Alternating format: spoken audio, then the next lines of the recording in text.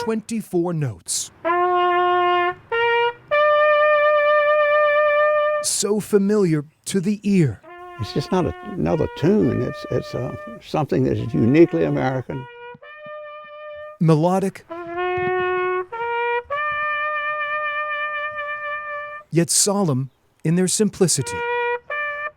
Very heavy and profound. 98-year-old bugler Stuart Boone does not need sheet music. An honor to play it. The veteran of the Battle of the Bulge can tally how many times he has played taps. 1,248. On this day, the musician honors fellow soldiers who have gone before him at Richmond National Cemetery. It brings tears to most people's eyes to hear it. The call that echoes from coast to coast at military funerals and installations daily was composed just a few miles from where Mr. Boone now plays. Berkeley Plantation in Charles City County is dripping with history. It was the site of the first Thanksgiving and home to our 9th president, William Henry Harrison. A lot of people don't realize that this is the spot.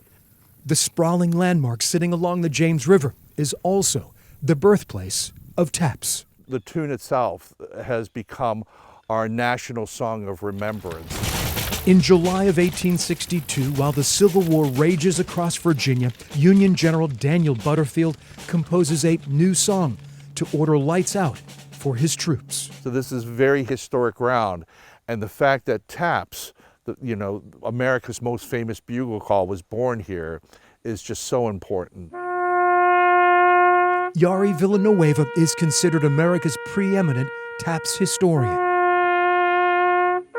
The bugler from Maryland says the new tune grips the 140,000 soldiers camped at Berkeley and beyond. And I'm sure that they all were looking at each other wondering what that was. The United States Air Force Band veteran has performed taps tens of thousands of times at Arlington National Cemetery and military ceremonies. It has been a bugle call that's been with me all my life. More than a century and a half later, the song is woven into the American fabric. It's recognizable within the first 3 notes. You can sound it anywhere around the world and people will know what that piece is. Taps was born out of this incredibly awful struggle. Malcolm Jameson, who owns Berkeley, says taps touches his soul. It was a haunting melody. As a teen, Malcolm's grandfather John served as a drummer boy in the Union Army and listened to taps performed right here at the very beginning. I've heard it hundreds, thousands of times. Every time I hear it, it gives me goosebumps. It affects me. Berkeley embraces its connection to music history. A marker installed 53 years ago commemorates the moment. It mimics life, where it will start off slowly and then reach a high point and then come back down. On display, the instrument reportedly owned by Oliver Norton Wilcox, the soldier who first sounded the song. It's an emotional call because it's performed under the most trying circumstances. Civil War reenactor Yari Villanueva returns to Berkeley often with bugle in hand. It is such a poignant piece of music. It is that song that is the nation's farewell to those who've served.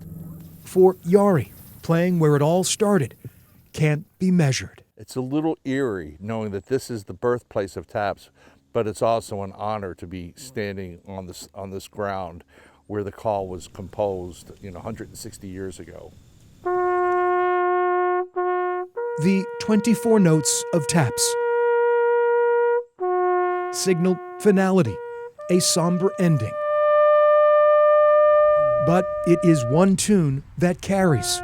I try to make it as flawless as possible. Enduring over the centuries. I just do my best trying to reach that ultimate goal. Passed down from generation to generation.